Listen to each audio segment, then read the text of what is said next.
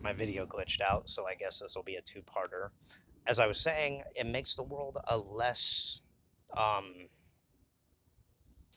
hospitable environment because this same maladaptive metacognition cuts off the ability to communicate. It puts up roadblocks and barriers based out of a framework of psychological and emotional maladaptation in people. They don't want to be exposed to certain things that kind of break a framework of mental, emotional, psychological coping mechanisms that they are living with, that they have become attached to and identified with, because that basically would demand they have to go through an introspective and kind of self reflective process of processing emotions and looping thought forms that they've become identified with, that become parts, oftentimes, unfortunately, of core identity structures that need to be kind of processed and challenged, oftentimes over a period of time. And in denying the ability to do that and kind of cutting off communication, making communication harder, people can't find routes and avenues to actually improve and work on behaviors and a broader spectrum of things to bring things forward that would actually make life circumstantially better and more practical and easy to go through, even in harsh conditions and circumstance. And what is the reality of why these maladaptive behaviors and tendencies like thrive and flourish in these kinds of environments where this becomes normalized? Well, there's survival mechanisms and coping mechanisms that are barring and barricading the person from really growing. It's a stagnation. It's a cocooning, which in some cases is healthy behaviorally for a given portion and period of time, but sometimes people do not come out of that. What it essentially does is it's like locking you in a juvenile state and framework psychologically and emotionally over a period of lifetime, and you're stagnating your development. It's an inability to adapt, something that I'm familiar with. I've gone through periods and cycles of like major depressive episodes for long periods of time. At 27 going on 28, I'm just now developing and cultivating the skills and the practical ability to really like begin growing and being an actual fucking adult. But I had to go through my own horseshit, my bullshit, and like really get real with myself, um, and develop different techniques and abilities and practices that made practical um, abilities and the ability to grow more substantially beneficial than staying in maladaptive coping strategies. And like I said, still struggling. It's okay. Everybody's got little things here and there that slowly just drop away over time. But the people who set up these boundaries and these barricades that stay in these maladaptive tendencies, um, oftentimes it's a reflexive thing, this projection element that becomes normalized. And that behavior grants people this sense of authority and power over others because it becomes a kind of um, cognitive train of thought that through these behaviors, I can like manipulate people in the civilization. I can get away with these behaviors. I can justify and rationalize these behaviors, and I can press and push these behaviors to get my way, which creates even more of this like parasitic parasocial relation that continues and steadily grows and oftentimes causes the civilization to crumble. The sad thing about these maladaptive behaviors that like build a shell around people, that build this armor that becomes very callous and rigid and causes this, in reality, these people aren't growing, they are stagnating, and they are actually kind of like barricading their own evolution and the ability to adapt to adverse conditions and circumstances as time goes on, because you're creating further and further like a repetition of thought loops and emotional states that build upon this identified ego structure, um, that becomes just more and more like negative, a negative loop, a, a thought loop that people get stuck in because they've taken that mental train of thought to be themselves. They've identified with it, not seeing that it's just a repeating cycle and pattern of the brain processing information. It's not actually their identity, but they've made it a core identity. They believe it, they've taken it and accepted it to be their identity. And then from that identity, unfortunately, they project that onto the external world and the external environment around them. And oftentimes, like, they begin targeting people who mirror and give them the same kind of like feedback loop of the same vindication and cognitive bias that they want from the world. People become targeted for any number of like things that are ultimately irrational, um, just to continue feeding into and perpetuating that loop and that cycle.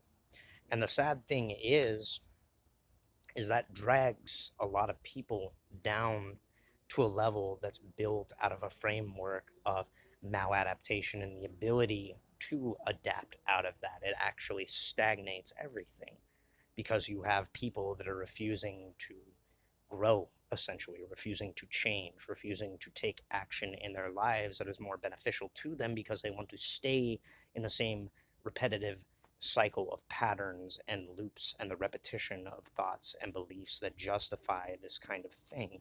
Why is this kind of malformed relation so prevalent? Well,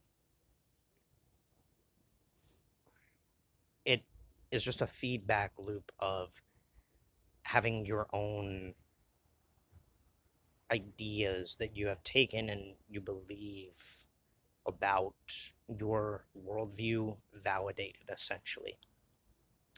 It borderline is sadomasochistic in a lot of ways to oneself, but people fall in that because those very thought processes and those very emotional states, they produce some of the most chemically addictive substances from the brain and the body: adrenaline, cortisol, things that keep you in a survival state, things that keep you stressed and agitated so that you don't have the ability to calm down. And after a while, that burns the body out.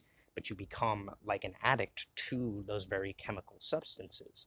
And then you go into wanting to like produce dopamine and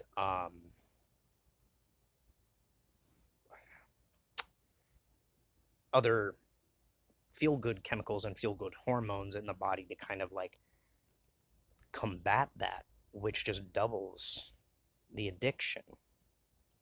The the real key to dealing with these kind of things is to actually like relax and ease through them and process them. The only way to really like deal with it is to actually sit with these things and let that mental and emotional dust settle in most people, because we've been conditioned behaviorally to like have the shortest attention spans possible, feel that they are incapable of doing that or can't do that because it means letting a lot of uncomfortable thoughts and emotions come to the surface to be processed, and they don't want to face that. And it literally means letting the mental and emotional framework which you've built your entire core belief system of the world and reality and your identity upon essentially begin to shed and fall away, to reveal, it's this hyper complex mental and emotional kind of metaphysical game happening within your own biology. um People would oftentimes rather say stuck and have that justified and validated as to why they couldn't, adapt or make better adaptations of like wanting to actually change their life. And they'll look at the circumstances in the world and they'll use that as a justification for basically stagnating their own growth and development. And what sucks is the truth after you start doing things that help you kind of like adapt and deal with these complex emotions and thought processes that like after a while, like, it gets to the point where you have to change or it drives you fucking crazy. If you don't choose change and growth, if you choose to continuously repeat this cycle and pattern of repetition and processes that don't allow you to grow, it becomes so disparaging to the point where you're in a psychological and emotional deficit of what the body needs to remain healthy. And then you start to get symptoms and signs of both bodily ailments and mental ailments from that. It's a vicious cycle that repeats, oftentimes due to external factors, but the external factors themselves aren't the root of the problem. It's not learning how to adapt and actually grow and make more beneficially kind of symbiotic positive relations with your own life and your circumstances that keep you locked in here. If you want to see like an example of what I mean, circumstantially, none of us like our jobs. I'm going to be really honest. Most of us don't like what we have to do in order to survive. In Buddhism, monks and the people who live in those environments, the entire practice of what they do is a repetition of the same kind of physical labor and manual labor that we would encounter here, just oftentimes more simplified and streamlined in a way where it's all about minimalism and the basics. And they have some other practices in some places that are a little more kind of rooted in both spiritual practices and teachings and disciplines and physical disciplines. Things like Zen gardens are a good example.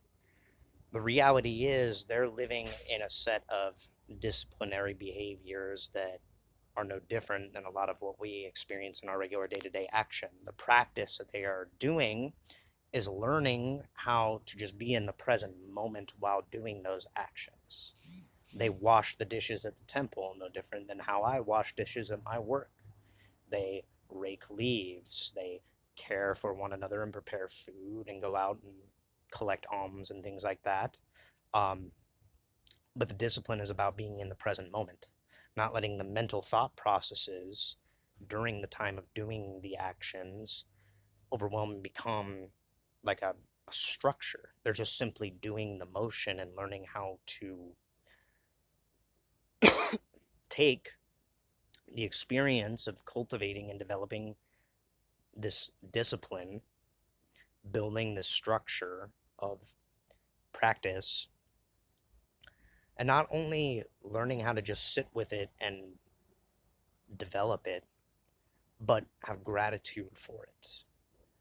And why is that? Well, they're training themselves and teaching themselves to see the simplicity and the intricacy that goes into having a symbiotic relation that's of the mutual benefit of one another in their various settings and environments where they are living and cohabitating with one another. They're performing an action that is a symbiotic relation to one another that's for the mutual benefit of everyone around them. And beyond that, they're cultivating gratitude and just an appreciation for the simple ability to do a certain skill. This is similar to how we say here in more Western countries, if you're doing what you love, you don't work a day in your life. Some people believe that, some people don't. But in that same light, if I have a gratitude and an appreciation for the work and effort that I put into whatever it is I'm doing, if I see it less as something of a task and a chore and an obligation that I have to do, and I'm seeing it more as something that I cultivate a discipline in and a relationship to that I just enjoy doing for the sake of doing it, or learn to enjoy for doing the sake of doing it, this is what breeds and creates the conditions for people to develop and cultivate discipline and adaptation and abilities that lead them into more professional circumstances where they're building and cultivating a skill. This is how you get pro chefs, pro bartenders, pro anything.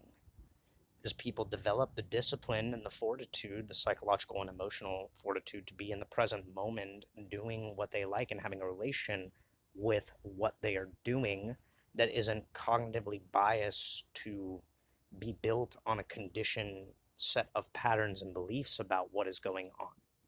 The focus and the intention is just simply on the awareness of doing the action itself, being in the present moment. Meditation is no different.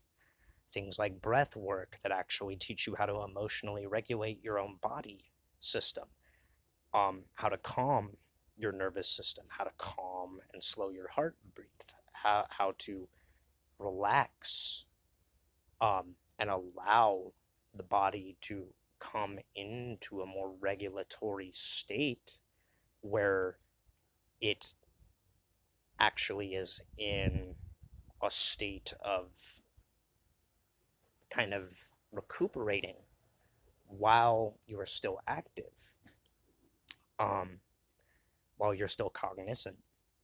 You're in a relaxed state, but you are still doing things with the same level of ability and discipline. That's the bedrock and foundation for any discipline that you cultivate, and that is the bedrock and the foundation for being able to adapt. It's actually a lot more simple than people think it is. But what people are afraid of most times, and what people fall into that keeps them in these maladaptive tendencies and patterns, is the inability to allow these thought constructs and these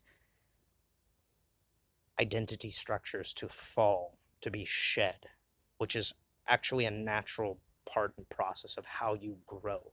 You're not supposed to cling to these mental and emotional structures throughout your entire life. You have to make room for growth, otherwise you don't develop, you stagnate, you stay locked in the same mental framework, the same self-made mental cage of your own making. That's what we see happening in civilization. That's why you see people developing this aggressive and more brutal behavior and mannerism. Yes, parts of it are environmental factors and the conditions and circumstances of the modern civilization. Ideology doesn't help this. A lot of the arguing and the kind of like maladaptive behavior and things like that don't help this, but a lot of it is people literally throttling the gas pedal on their own psychological and emotional states and being in survival mechanisms, being in coping mechanisms, basically having an addiction to adrenaline and cortisol. They're locked in to a survival strategy in order to be not necessarily copacetic, let's be honest, but like in order to exist in a way that doesn't require like a full-blown complete psychological and emotional breakdown at any given moment in time. And unfortunately, the drawback is they make a reflective habitual tendency of projecting that same like maladaptive psychological and emotional loop that they are going through onto the external world, and that creates this kind of illusory thing that we all experience where the world becomes a more shitty place.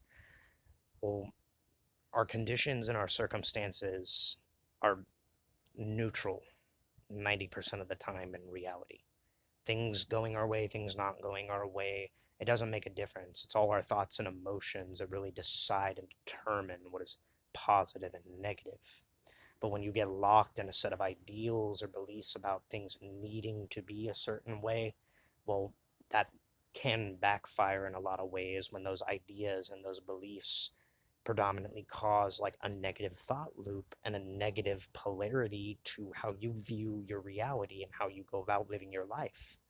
If it stagnates you, if it stagnates your growth, if it becomes this like game of dragging other people to a level of like having to experience the same thing you're experiencing in order to make your experience feel more validating, and you never realize it's all a product of your own mind and your emotional like mechanisms just basically getting knotted up, but you never take accountability for that, or you're not able to like really see the level of just developmental stagnation that's occurring.